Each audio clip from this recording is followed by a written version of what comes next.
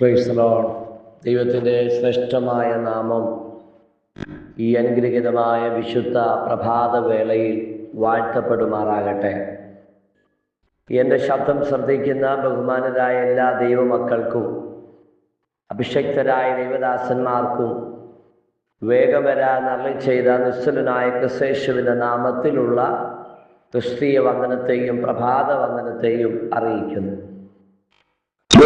സുവിശേഷം 7-ാം അധ്യായം അതിന് 11 മുതൽ 16, 17 വരെയുള്ള വേദവാക്യം നാം ചിന്തിക്കുമ്പോൾ നമുക്ക് ഏറ്റവും പരിചിതമായിരിക്കുന്ന ഒരു ചിന്ത ആ ഭാഗങ്ങളിൽ കാണുവാൻ മനസ്സിലാക്കുവാനായിട്ട് കഴിയും.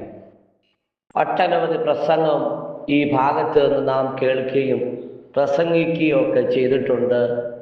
എങ്കിലും 1-2 ചിന്തകൾ ആ ഭാഗത്തുനിന്ന് പറഞ്ഞ് ഞാൻ എൻ്റെ വാക്കുകളെ പരിമിതപ്പെടുത്തുവാൻ ഇന്ന് രാവിലെ ആഗ്രഹിക്കുന്നു.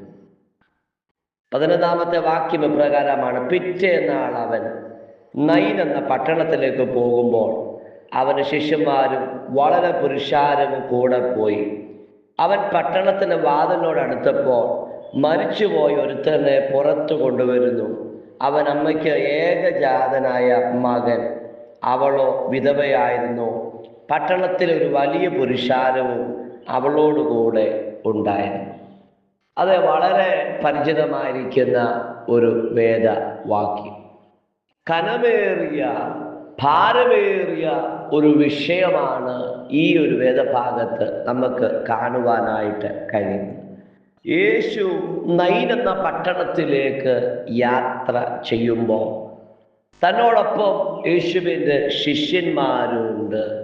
വളരെ പുരുഷാരവും യേശുവിനോടൊപ്പം ശിഷ്യന്മാരോടൊപ്പം യാത്ര ചെയ്ത് പോയിക്കൊണ്ടിരിക്കുമ്പോൾ അവർ പട്ടണവാതിലിനോടടുക്കുമ്പോൾ കാണുന്ന കാഴ്ച ഇതാ, ഒരു അമ്മയുടെ, ഒരു വിധവയുടെ മകൻ മരിച്ചതുകൊണ്ട് തൻ്റെ ശവം ചുമന്നുകൊണ്ട് വരുന്ന, ഡെഡ് ബോഡി വഹിച്ചുകൊണ്ട് വരുന്ന ഒരു മഞ്ചവും ആ മാതാവിനെയും മാതാവിനോടൊപ്പം ചേർന്ന് നിൽക്കുന്ന പട്ടണത്തിലെ ദേശത്തിലെ കുറച്ചാളുകളെയും നമുക്ക് കാണുവാനായിട്ട് കഴിയും. യേശു ഈ അമ്മയെ കണ്ടിട്ട്, ഈ സഹോദരിയെ കണ്ടിട്ട് അവളോട്, അല്ലെങ്കിൽ അവളെ കണ്ടിട്ട് മനസ്സലിഞ്ഞിട്ട് അവളോട് പറഞ്ഞു, കരയണ്ട.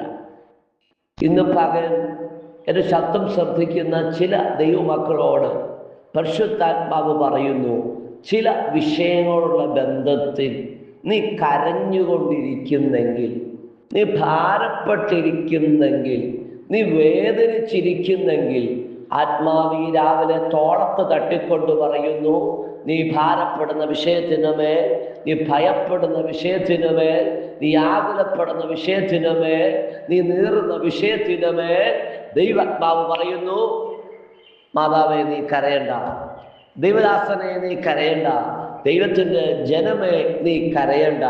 ഇന്നു പകൽ കരയണ്ട എന്ന് നമ്മോട് പറയുന്നൊരു ദൈവം, നിനക്ക് വേണ്ടി ന്യായമായത്, നിനക്ക് വേണ്ട മറുപടികൾ, നിനക്ക് വേണ്ട റിസൾട്ടുകൾ, നിനക്ക് വേണ്ട സൗഖ്യങ്ങൾ അവൻ ഒരുക്കി തരുവാൻ മതിയായ ദൈവമാണ്. അതുമാത്രമല്ല, കരയണ്ട എന്ന് പറഞ്ഞു അവൻ അടുത്ത് ചെന്ന് മഞ്ചം തൊട്ടു, ചുമക്കുന്നവർ നിന്നു. ഇവിടെ മഞ്ചം തൊട്ടു എന്നാണ് എഴുതി വച്ചിരിക്കുന്നത്. ഗ്രീക്ക് ബൈബിളൊക്കെ നാം പഠിക്കുമ്പോൾ, നാം മറ്റ് ഇതര വേർഷനൊക്കെ നോക്കുമ്പോൾ യേശു ബലമായി അതിനെ പിടിച്ചു എന്നാണ് നമുക്ക് കാണുവാനായിട്ട് കഴിയുന്നത്. യേശു എന്ന് ചെയ്തു? ബലമായി അതിനെ പിടിച്ചു നിർത്തി എന്നാണ്. നോക്കിക്ക്, മഞ്ചം ചുമക്കുന്നവർ വേഗത്തിൽ ഈ ബോഡി സംസ്കരിക്കേണ്ടതിനായി മുമ്പോട്ട് യാത്ര ചെയ്യുമ്പോൾ യേശു ബലമായി അതിനെ പിടിച്ചു നിർത്തി. ഇന്ന് പകൽവേളയിൽ നിന്നെ ഭയപ്പെടുത്തുന്ന വിഷയം നിന്റെ മുമ്പിൽ വളരെ പ്രയാസമായി, വളരെ പ്രതികൂലമായിട്ട് നിനക്കെതിരെ ആഞ്ഞടിക്കുമ്പോൾ ആത്മാവിന്റെ നിയോഗത്തോടെ പറയുന്നു, യേശു അതിനെ ബലമായി പിടിച്ച് നിർത്തുന്ന പകലായി മാറുകയാ കേട്ടോ. നീ വല്ലാതെ ഭയപ്പെടുമ്പോൾ, നീ വല്ലാതെ പേടിക്കുമ്പോൾ, നീ വല്ലാതെ വേദനിക്കുമ്പോൾ, നീ വല്ലാതെ അസ്വസ്ഥപ്പെടുമ്പോൾ, നിന്റെ ഹൃദയം വേദനിക്കുമ്പോൾ, നീ കരഞ്ഞുകൊണ്ടിരിക്കുമ്പോൾ, എല്ലാ പ്രതീക്ഷയും അവസാനിച്ചിടത്ത്, എല്ലാ സാധ്യതകളും അവസാനിച്ചിടത്ത് യേശു ബലമായി അതിനെ പിടിച്ചു നിർത്തി. ആത്മാവിൽ മകൾ പറഞ്ഞ് ചില വിഷയത്തെ യേശു പിടിച്ചു നിർത്താൻ പോകുന്നു. നിനക്കെതിരായി കടന്നു പോകുന്ന ചില വിഷയം, നിനക്ക് പ്രതികൂലമായി സംസാരിക്കുന്ന ചില വിഷയം, പ്രതികൂലമായി എഴുന്നേൽക്കുന്ന ചില വിഷയമുണ്ടല്ലോ, യേശു അതിനെ ബലമായി പിടിച്ചു നിർത്താൻ പോകുന്നു. ആത്മാവിൽ വിശ്വസിക്കുന്നവർ ഇന്ന് മകൾ ഈ വചന സന്ദേശം കേട്ട് സ്തോത്രം ചെയ്യാനും ആത്മാവിൽ ദൈവത്തെ മഹത്വപ്പെടുത്താനും ഇടയാകണമെന്ന് ഞാൻ ക്രിസ്തുയേശുവിൽ ആഗ്രഹിക്കുക. യേശു അതിനെ ബലമായി പിടിച്ചു നിർത്തി. മാഞ്ചം ചുമക്കുന്നവരവിടെ നിൽക്കാനിടയായി തീർന്നു. എന്ന് പകൽ വേളി ചുമക്കുന്നവര് പോലും നിൽക്കത്തക്ക നിലവാരത്തിൽ അതിശയം കൂറുമാറ് ദൈവ പ്രവൃത്തി വെളിപ്പെടുമെന്ന് പറഞ്ഞാൽ ഹല്ലേലൂയ ആമേൻ പറയുന്ന ഏറ്റെടുക്കുന്ന ദൈവജനത്തിനായി ഞാൻ സ്തോത്രം ചെയ്യുന്നു. മഞ്ചം തൊട്ടു, ചുമക്കുന്നവര് നിന്നു, മരിച്ചവൻ എഴുന്നേറ്റിരുന്നു, സംസാരിക്കാൻ തുടങ്ങി. മരിച്ച വിഷയം സംസാരിക്കാൻ തുടങ്ങുന്നു, ചലനമറ്റ വിഷയം എഴുന്നേൽക്കാൻ തുടങ്ങുന്നു, ജീവിക്കാൻ തുടങ്ങുന്നു, ദൈവപ്രവൃത്തിയായത് വെളിപ്പെടുത്താൻ പോകുന്നു. ഹല്ലേലൂയ.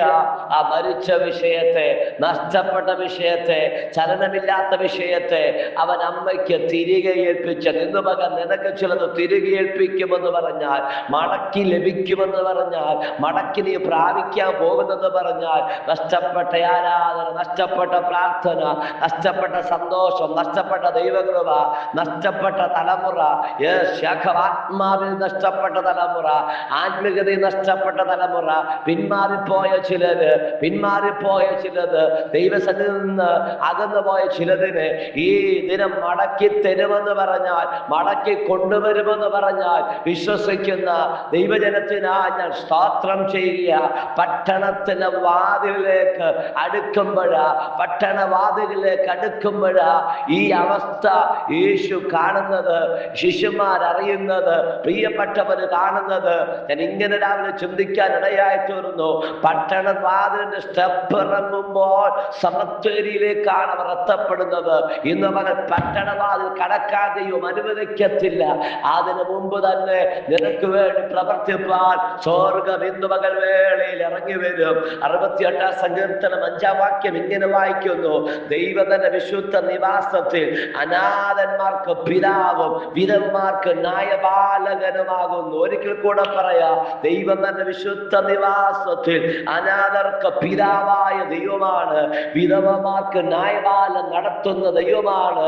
സകല പ്രതീക്ഷയും നഷ്ടപ്പെട്ട ഈ വിധവയ്ക്കു വേണ്ടി, തന്റെ മകൻ നഷ്ടപ്പെട്ട വിധവയ്ക്കു വേണ്ടി ന്യായപാലനം നടത്തി കൊടുക്കുന്ന ഒരു ദൈവമുണ്ടെന്ന് പറഞ്ഞാൽ അർത്ഥനം പ്രൗഢമനക ശമ്പരി പരിനിയമത്തിനകത്ത് ആവർത്തിച്ചു പറയുന്നു, വിധവമാരുടെ ആദര് നീക്കരുത്, അവരുടെ ന്യായം മറിച്ചു കളയരുത്.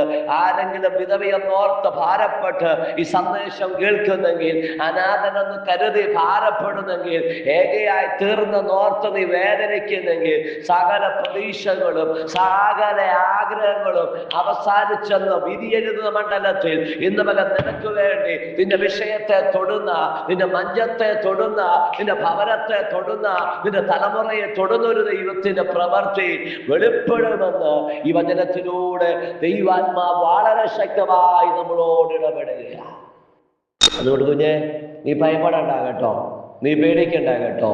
നിന്റെ വിഷയത്തെ ആത്മാവ് തൊടും. ആത്മാവ് തൊട്ടാൽ ചിലത് ചലിക്കും. ചലിക്കുന്ന എല്ലാ പ്രാണികളും ഇന്ന് പകൽ ജീവൻ പ്രാപിക്കാൻ തുടങ്ങുന്നു. അതുകൊണ്ട് ചില വിഷയങ്ങളെ ഓർത്ത് നീ അധൈര്യപ്പെടണ്ട, ധൈര്യപ്പെടുക, കൃപയിൽ മുതിർന്നു വരിക, പ്രാർത്ഥനയിൽ നിൽക്കുക, ആത്മാവിൽ ആരാധിക്കുക. നിനക്ക് വേണ്ടി വൻ കാര്യങ്ങളെ ചെയ്യുന്ന ഒരു ദൈവമുണ്ട്. അതെ, നിനക്ക് വേണ്ടി അത്ഭുതങ്ങളെ പ്രവർത്തിക്കുന്ന ഒരു ദൈവമുണ്ട്. പട്ടണവാതുക്കൽ ഒരുപക്ഷെ ന്യായം കൽപ്പിക്കുന്നിടമാണ്, വിധി കൽപ്പിക്കുന്നിടമാണ്, കല്ലെറിയുന്ന ഇടമാണ്, ശിക്ഷ വിധിക്കുന്ന സ്ഥലമാണ്. പക്ഷെ ശിക്ഷ വിധിക്കുന്നവർക്കോ ന്യായം കൽപ്പിക്കുന്നവർക്കോ പിന്നെ വിഷയത്തെ പ്രവർത്തിക്കാൻ കഴിയുന്നില്ല. എന്നാൽ ഉന്നതങ്ങളിൽ അത്യുന്നതൻ നിന്റെ വിഷയത്തിന് മേൽ ഇടപെടുന്നു. നിനക്ക് വേണ്ടി രാജാവ് ഇറങ്ങി വരുന്നു. ശക്തനായവൻ നിനക്ക് വേണ്ടി പ്രവർത്തിക്കുന്നു. അതുകൊണ്ട് ആ ദൈവത്തിൽ ആശ്രയിക്കുക. വചനം നിങ്ങൾക്ക് ഉറപ്പാകട്ടെ, ധൈര്യമാകട്ടെ എന്ന് ഓർപ്പിച്ച് എൻ്റെ വാക്ക് നിർത്തുന്നു. കർത്താവ് അനുഗ്രഹിക്കട്ടെ. മാറാ.